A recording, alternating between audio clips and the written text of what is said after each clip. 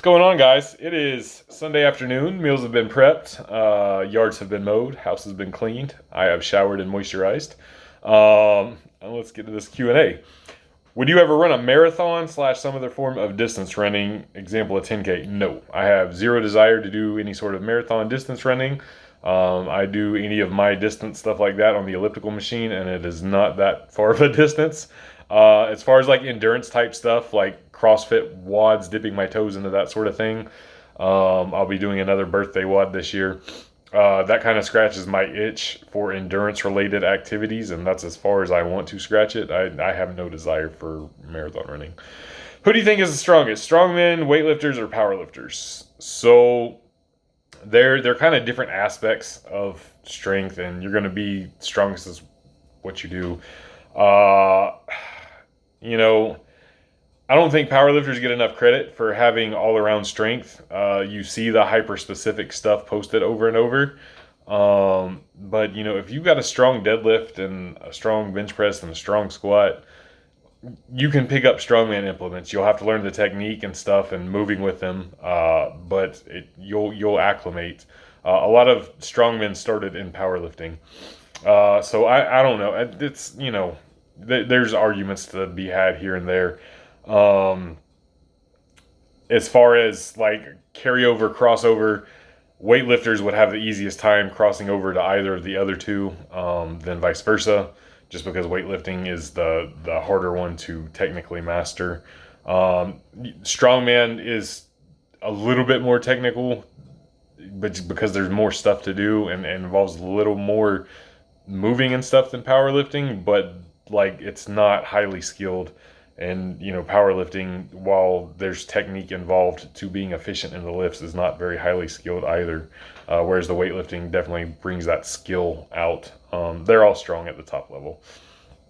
My perspective on the whole volume versus intensity debate, I think they work hand in hand. And I know what you're getting at, like the higher volume training versus the intense low volume. I'm not a fan of the mincer type stuff. I would default to a higher volume plan, and that's that. But on it, like, it doesn't have to be one or the other. Like, the two should be intertwined, and that's what people should be doing. If you were going to have an alcoholic drink, what would it be? Blah blah blah. Just about keeping the gut check side of it. So I don't like drink alcohol to watch my weight, or in conjunction with watching my weight. Typically, if I'm going to have a drink, which is very, very, very few and far between, I'll just have drinks. I had some margaritas last weekend out on a date, and that is what it is. If I'm watching, if that's something I'm going to be conscious of, I'm just going to take shots of Patron, and that's that. I would either that or I don't really like vodka, but you could go like vodka and a spritzer, or vodka tonic, something like that, if that is an issue to you. How far could you reach in the deadlift without adding boring assistance exercises like the RDL and such? Very far. You could get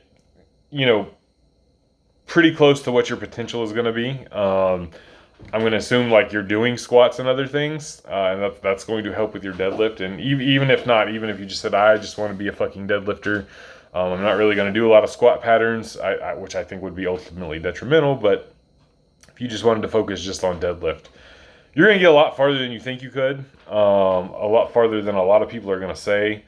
Accessory work and variations are important, especially when you stagnate. But there's so many different variables you can tweak, just within the lift itself, with volume, intensity, rest times. If you're doing block training with it, and what kind of blocks you're using, as far as how you're building up to your peaks, or you can do EMOMs for conditioning to build a base, and there's like so many possibilities with just the lift. And being able to change those variables, either when you plateau or to get ahead of plateaus, and we often lose sight of like the best way to get better at a lift is to do the lift, and that will always be the best way to get better at a lift. I don't give a fuck of West Side, Conjugate, whatever. doing the lift is the best way to get better at the lift, always, forever. That is how it works. So yeah, you can get really far. I do think variations are going to help. I think accessories are going to help. I think it would be detrimental to not do them. But if you are just hell bent on just doing deadlifts and not the other stuff, again, there's so many variables you can tweak just within the deadlift itself that you can progress potentially forever. Just like with if you were doing the accessories, I just think the rate of stagnation would be greater once you got near the top, and ultimately you're going to probably limit your very peak capacity by just a little bit, but it's not going to be extremely great, in my opinion. What advice would you give to stay in shape for someone pursuing something difficult and time consuming?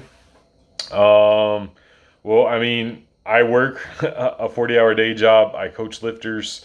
I own a couple rental properties. I do the YouTube thing, not very good at it. I also have a Facebook meme page, which, when Facebook nuked the payouts last year, I stopped paying a whole lot of attention to that. But I stay pretty busy. I feel like I can answer this pretty well. And like I have a son, of course, and all of that. You have to make time and create the habits. And it doesn't require a whole lot if just getting in shape and staying in shape is your goal. Like if you're not trying to specialize and be extremely strong or extremely good at powerlifting or being a bodybuilder or something like that. Man, if you can find minimum 10 minutes and like go hard for the 10 minutes, but ideally, 20, 30 minutes to 60 minutes in a day. And it can even be broken up. I would like some of it to be a chunk, but it could be broken up and you can microdose exercising. But if you can find some way to be active and find something to progress in physically with resistance and create that habit and just keep hold of that habit, that's where I would start. And just, start with watching what you eat, of course. Diet is going to play a huge factor in getting in shape.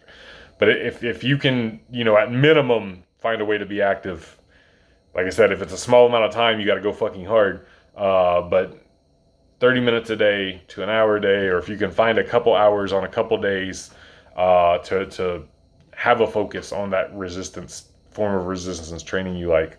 It's just about creating those habits and finding the time and making the time and doing what you can do diet-wise, keeping that polished and cleaned up. But you can absolutely be in shape while still pursuing something elsewhere that is difficult and time-consuming. Time management is a real thing, and I think most people can find 10 to 20 minutes a day, even if they're extremely busy. I train, my main training days are on the weekends, and I go in at 4 a.m.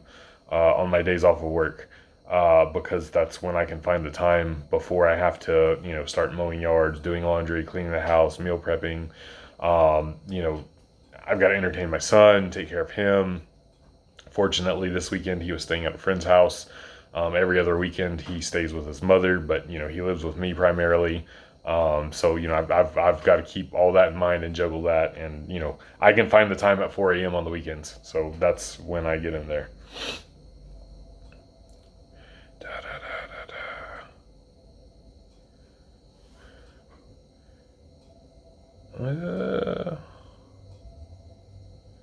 For the average recreational lifter who is not looking to compete, are 1 rep maxes worth testing, or is it better to stick to tracking strength gains in a higher rep range?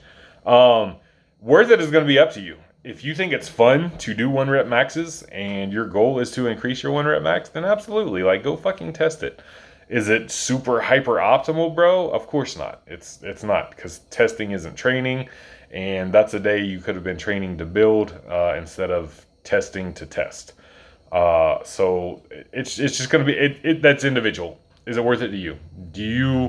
Does that joy of hitting the 1 rep max and potentially wasting a training day, supersede your desire to be hyper optimal?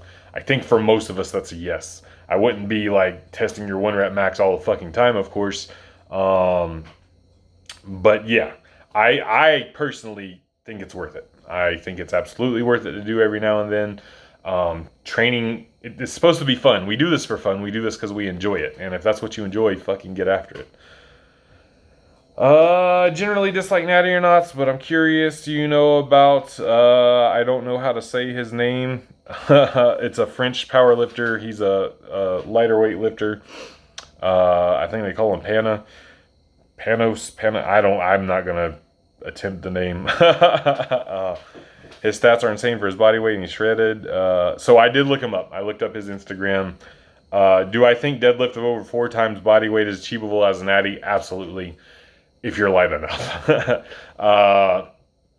If you're 300 pounds, it's not achievable, period. We've not seen anybody deadlift 4 times their body weight at 300 pounds, Natty or not. But when you get down, below 200 pounds, at 200, you're talking about 800 pounds. That's going to be very rare, but certainly possible. And you get smaller and it becomes more possible. So he competes in the IPF. I don't know how many times he's been drug tested out of competition. He's winning IPF World, so he's definitely getting tested in competition. But yeah, I'm gonna default, like I said in the reply, and I'm there's certainly a possibility he's not, but if I was guessing, I would say yeah, he's probably not. So, peace.